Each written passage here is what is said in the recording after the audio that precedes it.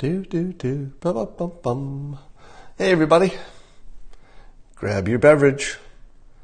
It's time for the big mug and simultaneous sipping. If you have a beverage, now would be the time to grab it because we're going for simultaneous sip. Oh,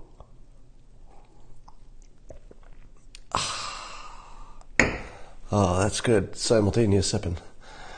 All right, hey everybody. You're in here fast. Now, I've got the weirdest feeling about the news right now. And I've got CNN's main page up just to keep an eye on it while we're talking. If you look at the news on CNN and then the news on Fox, you will find, no surprise, that it's all different news. And the reason that the two sites can have just completely different news is because there's nothing important happening. Now you could say, well, it's important that they're talking about immigration. But, nothing's really happening today. They're just sort of talking about it.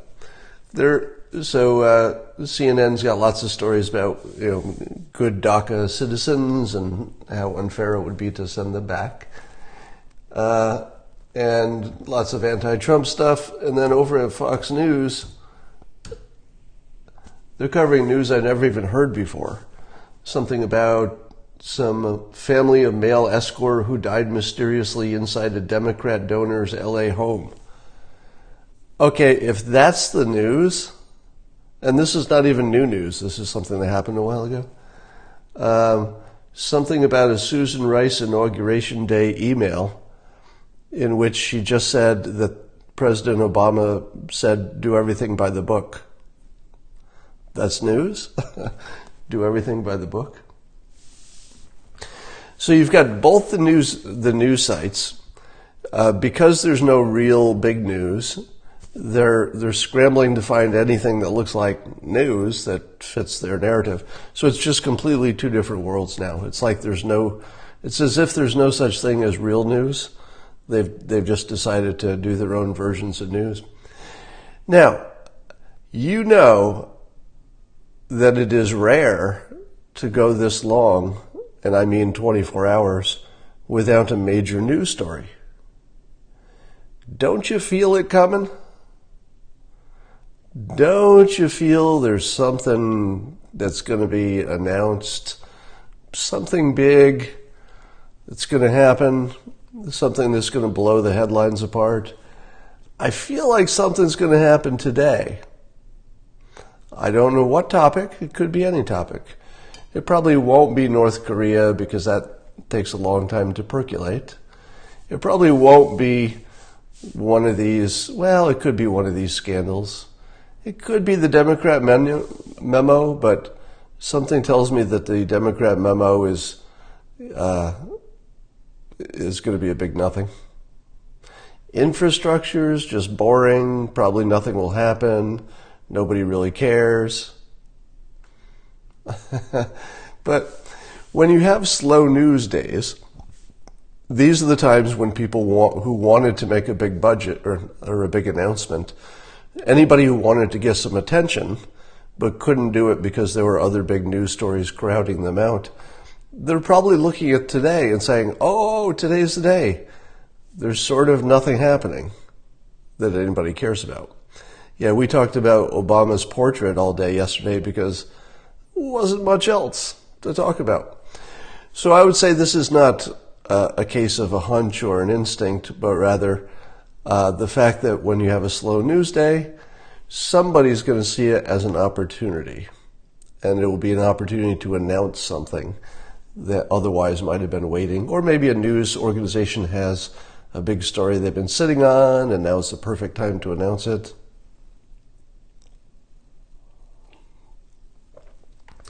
So the Rice email that's being reported appears to be a big nothing. She just wrote an email to herself documenting that Obama told them to go by the book on the Russian investigation. And I'm thinking, why is that a story? Is it a story that people want to follow the law? Somebody's saying, how is that a nothing? A memo that says you should follow the law? That just feels like a big nothing. She was just documenting a meeting.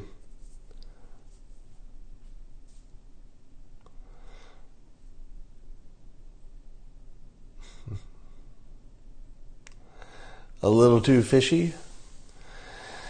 Well, unless she had a habit of documenting stuff. I mean, all of this stuff that just looks sort of fishy, a lot of it is because of confirmation bias. Everything looks fishy if you're looking for fishy stuff. Why would she send it to herself a few minutes before President Trump? Well, we'll never know. So while you may think to yourself, this is fishy, this must mean something, you're not going to know what she was thinking, and she's the only one who probably knows why she wrote it, and so that's the end of the story. She wrote an email that by itself is not a problem, unless you imagine it's part of what she's thinking, and you'll never know what she's thinking, so it's a big nothing. Yes, I know it was to CYA, to cover her ass, but it worked. So that's the end of the story. When you successfully cover your ass, that's sort of the end of the story, because she did it successfully.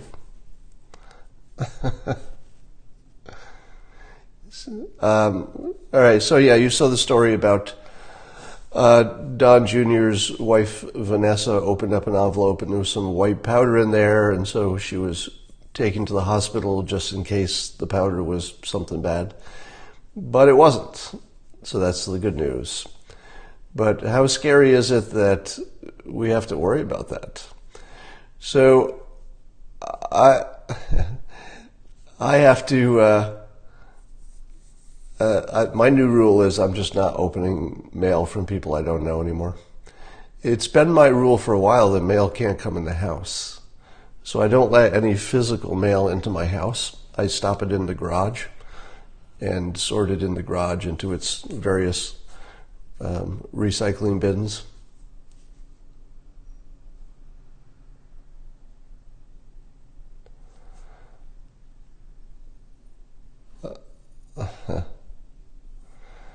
All right.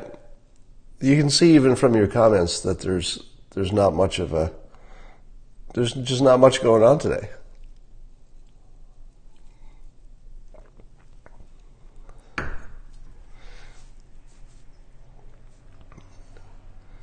Who was on a Coke binge? What about Christmas cards? I don't know what that's about. Oh, Christmas cards, I don't open them either. I don't have many friends now, so the number of Christmas cards I get might be, 3. Do a video with Naval? Yeah, we'll have to schedule that. I keep saying I will, and then I don't get to it, but I will. I think it's time to have a simultaneous sip.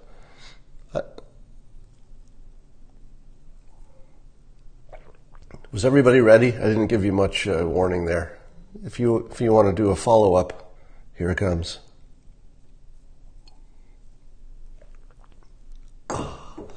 How much mail do I get? I get a lot. All 4 IC directors are...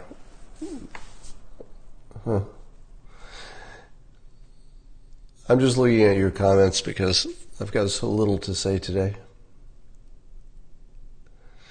What about Iran and Israel stuff? Well, is there much going on right now?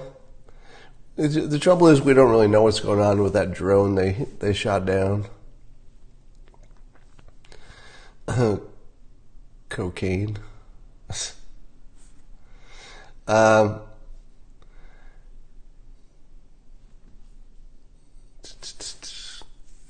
Did you have some negative experience with the mail? No. You know who's been really quiet lately? Mueller. Is it my imagination, or we're not hearing much about the Mueller investigation anymore? We killed 100 Russian mercenaries in Syria. Well, we heard some might have died. I don't know. I doubt there are 100, but maybe. Any new projects you're working on? Well, I'm just coming off finishing Win Bigly, and right now I'm working on putting some of these periscopes into podcasts. So we'll see where that goes. I started using the Patreon system for people who would like to contribute to making these periscopes bigger and better and turned into podcasts as well. So you could go to Patreon and search for Scott Adams Says, and you'd find me.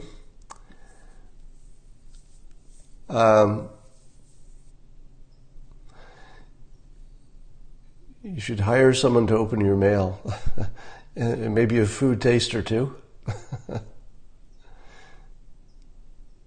Yeah, so the Mueller thing is too quiet. It's almost like they're gonna close things up. Let me ask you this. We don't know what's going to happen with the Mueller investigation. It seems like no matter what, it's going to be something that looks like it's going to look like there's something sketchy going on, but nobody goes to jail. At least the president doesn't have to worry. So it's probably going to be a big nothing that some people say is a big something.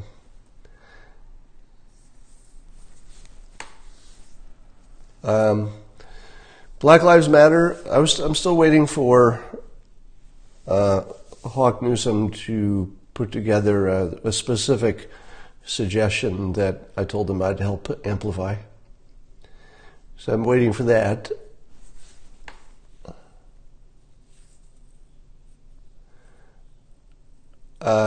Yeah, and where's Jeff Sessions lately? Seems like Jeff Sessions is really quiet.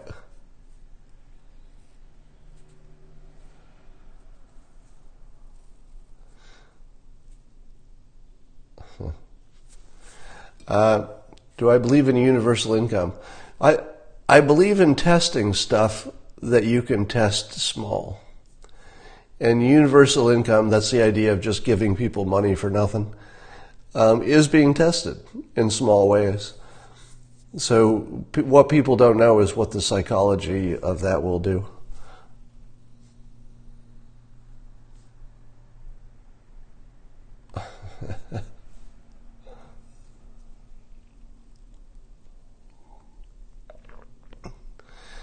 So Swalwell says it's not about collusion anymore.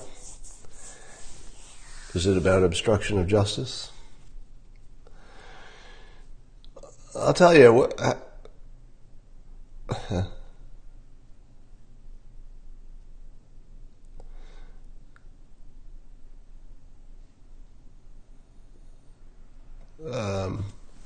Yeah, it seems like everybody got quiet all at the same time, right?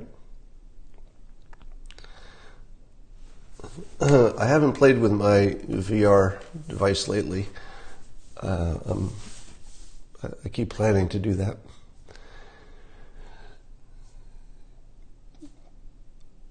Yeah, so the artist who painted the Obama portraits.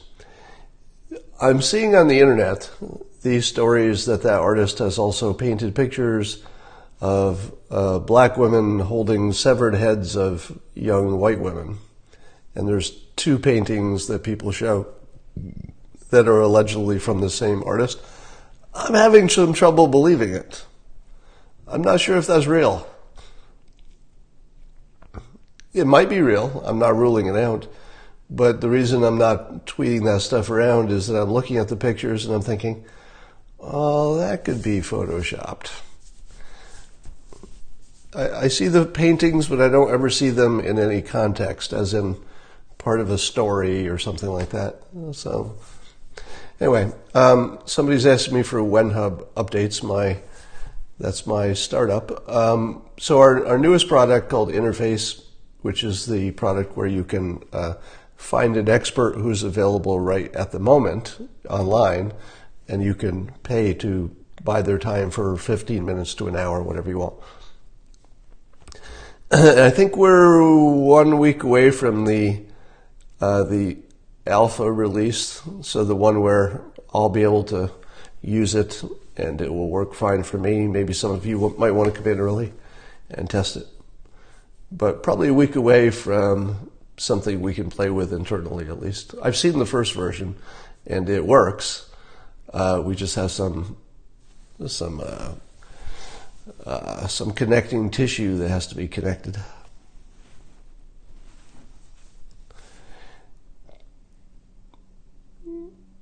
Trump food stamps. Yeah, I saw an article about food stamps, but I didn't know what the context was.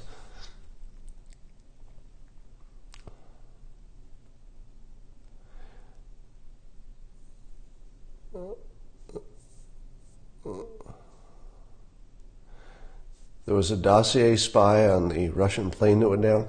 You know, anytime a Russian plane goes down, you have to ask yourself what's behind it. By the way, has anybody questioned my speculation that if you're ever talking about a Russian billionaire, it's always a he, but there's always a connection to Putin, right? Because is it even possible to be a Russian billionaire without having a connection to Putin? So I would think if you say Russian billionaire, you don't have to add the second part, with close ties to Putin, because they just seem to always have that.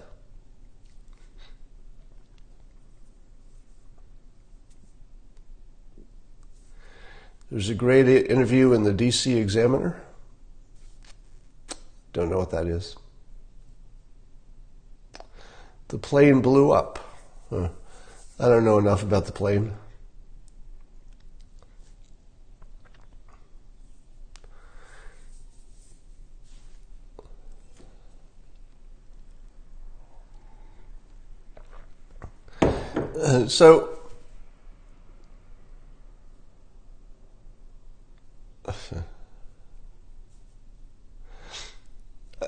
If you had to say that Russia got their money's worth from trying to interfere in our election, would you say they did?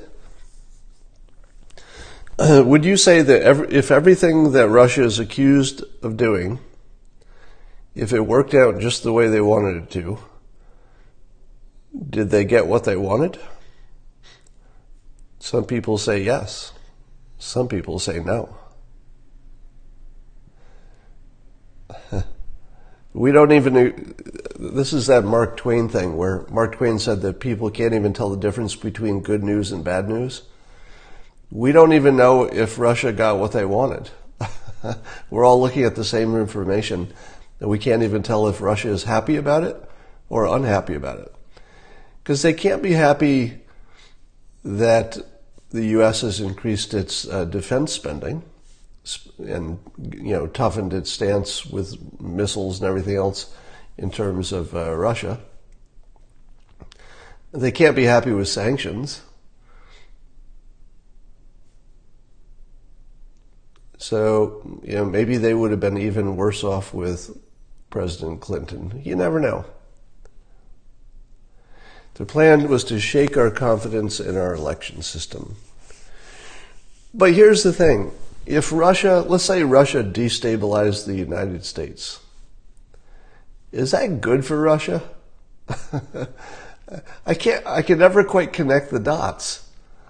Is Russia really better off with the United States being taken off the table? That feels like literally one of the worst things that could happen to the world, to destabilize, the biggest nuclear power. I'm not doubting that they're trying to do it. I just don't understand it.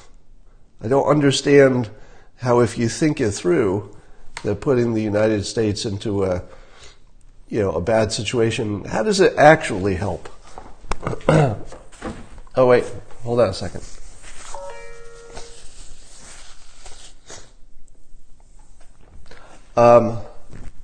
I've got an interesting thought for you. Have you seen on the internet all of these speculation that Canadian Prime Minister Justin Trudeau is actually the secret love child of Fidel Castro? Have you seen the pictures showing that apparently Justin Trudeau's mother was kind of close to Fidel? She, if these stories are true, and who knows if they're true, they're internet tales. So it might be possible that Justin Trudeau is actually the natural son of Fidel Castro. I'm going to say I've seen the pictures, and I believe it's true. Given the timelines of when his mother was with him and all that. But here's the interesting thing.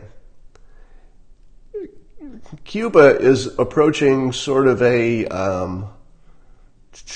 critical time in their political history, because they've got this dictatorship that looks like it sort of gets passed down through the family. And now the person who was the likely inheritor of the mantle was, I think it was like a 68-year-old son of Fidel who killed himself, right? Committed suicide. And here's the interesting question. Is there any scenario in which Justin Trudeau could be the Prime Minister of Canada and also the dictator of Cuba at the same time? And here's the funny thing. Why not? Why not? Cuba's going to have to go through some kind of crisis of identity pretty soon, no matter what.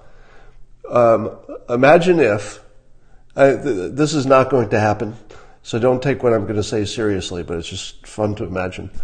Imagine if Justin Trudeau said, look, he was my dad, it's obvious, we can do a DNA test if you want, but yes, I am the son of Fidel Castro. Just imagine he said that. And then he said, when Raul retires, I would like to make an offer that I will be the titular head of Cuba and help you transition to a capitalist, democratic system. And then you can decide if you want to be part of Canada. You can decide. We'll let the people in Cuba vote if they just want to be, an island, much the way Hawaii is part of the United States. He could just say, look, you got lots of choices coming up. When Raul is done, he's pretty old, he's about done, I'll make you an offer. If you want to join the capitalist democratic world, I will be your dictator during the transition. And he just become the leader of Cuba at the same time he's the leader of Canada. Now, I'm sure there's somebody in the family line who wants to take over down there, but how great would it be? Let me just extend this a little bit. My understanding is that Cuba produces a lot of doctors. You can fact check me on this, but I think Cuba is pretty good at producing doctors. What if we offer to Cuba to turn Cuba, after they, let's say, give up their dictator ways, turn them into a medical procedure island? So what if you turn Cuba into a medical destination? Now, the beauty of Cuba is it's so close, at least for the eastern part of the country. So if you had to go someplace that was not the United States, but was also very inexpensive to get medical care, I would think Cuba is maybe not there yet, but very easily could become a destination. So imagine Cuba becoming a vacation and also medical vacation destination. And imagine them just allying with Canada, with whom they have a better relationship than the United States, I suppose. And just say, all right, we just want to become an a special island with a relationship with Canada. They might not be necessarily part of Canada, but they could be. Somebody said the Europeans already do this in Cuba. Well, there you go.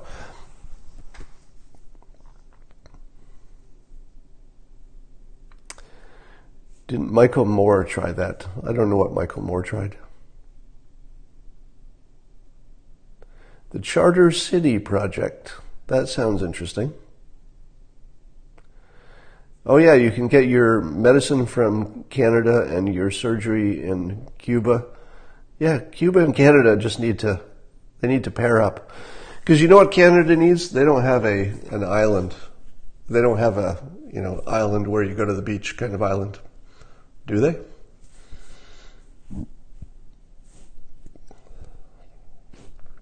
My Wikipedia page says I'm a small part Native American. Well, I think, I admitted this on an earlier video. So very much like Elizabeth Warren, I was raised and to believe that my family was part Native American. So we were told that since we were kids. We even knew the name of the Native American in our family line. We knew her Americanized name to be Elizabeth, but she was said to be, in the telling of our family tree, to be full-blooded Native American, and we were descended in part from her. So I did my 23andMe test, and it turns out I don't have any of that in me. So I'm totally a Pocahontas. I'm like completely Pocahontas. I'm not even a little bit not Pocahontas. I've been claiming this my entire life. Not true. It's proven, scientifically proven to be not true. Somebody said apparently that is pretty common. So I've heard that too, that apparently there was a time in our history in which it was just sort of cool to claim you had some Native American in you. And I think a lot of people have the same myth passed down through their family because it must have just been cool at one point. Somebody says, do I trust the 23andMe result? Let me say unambiguously, I do not trust the 23andMe result. I'm not going to tell you why, and it's not just because of this Native American thing, but no, I will tell you that from my personal experience, there is plenty of reason to be skeptical that these are not real results. I don't know, but there's plenty of reason to be skeptical about them.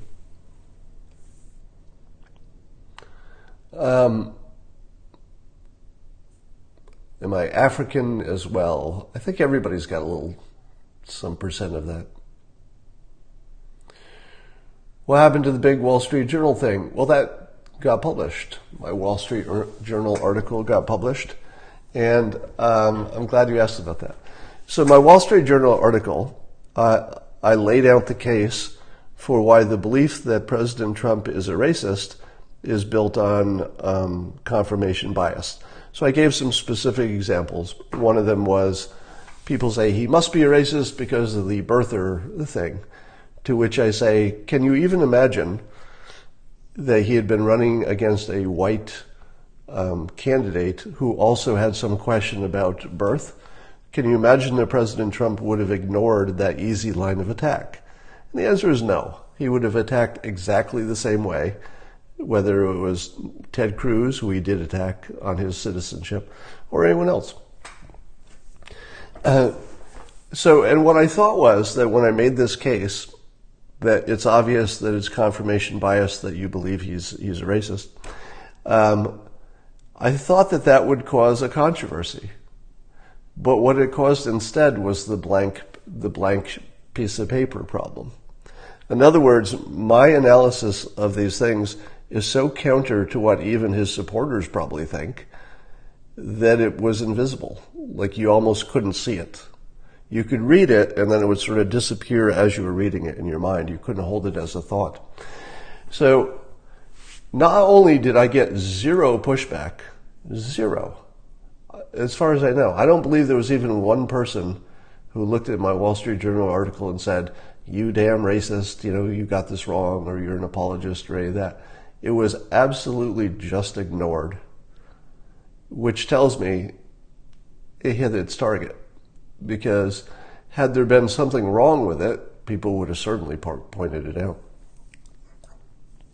And had there been something right with it that people agreed with, they certainly would have made a big deal about that as well. I think it was just so off model from what anybody held in their mind to be true that it's just sort of invisible. You can't actually see it.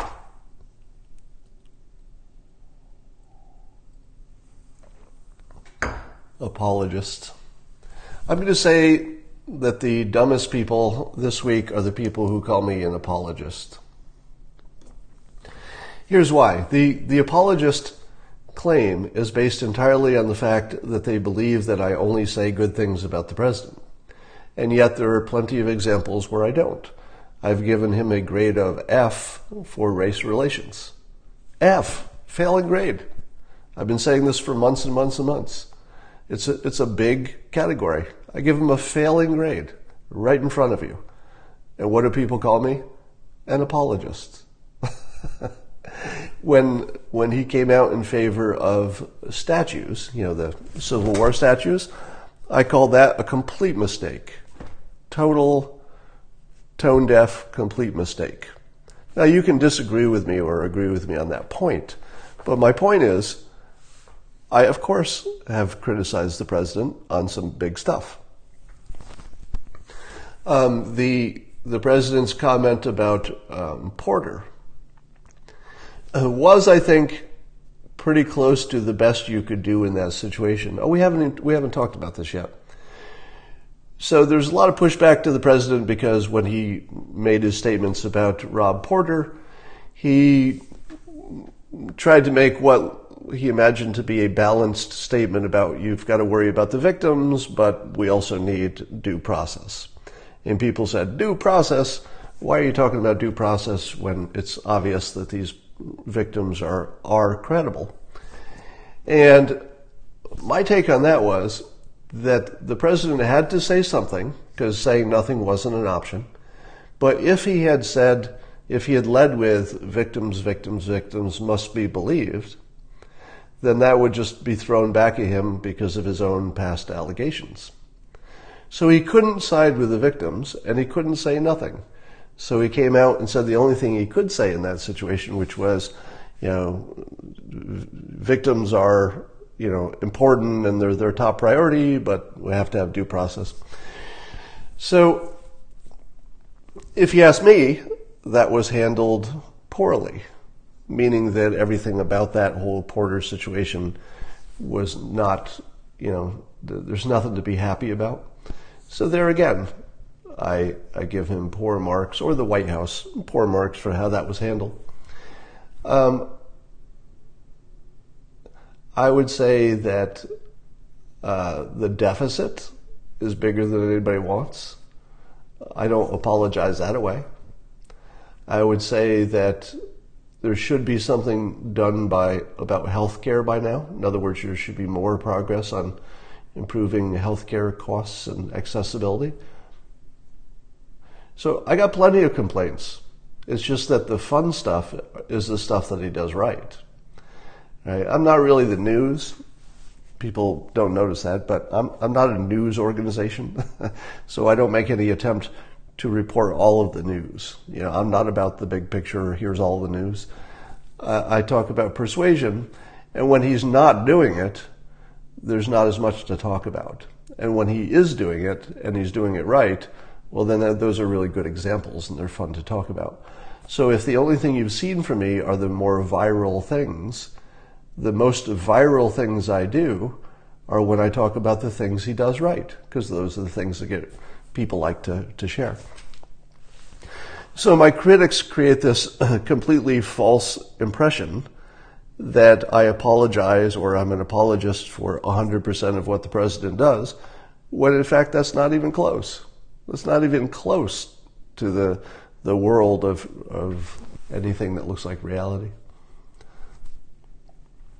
And so those who call me an apologist, do not confuse your own ignorance of my opinions with my opinion, because my opinion is independent from other people's ignorance of my opinion. That's like a completely different thing. It doesn't affect my actual opinions.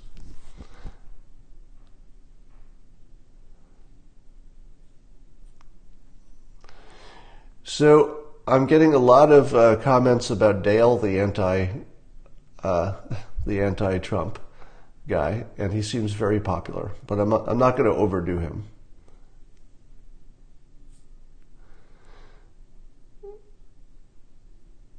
Who is the most persuasive person on the left? Well, are we counting pundits or are we counting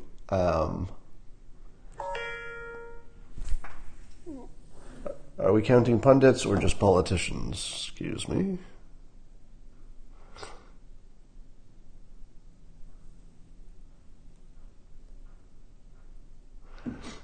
All right. I gotta go do some things, and I will talk to all of you later.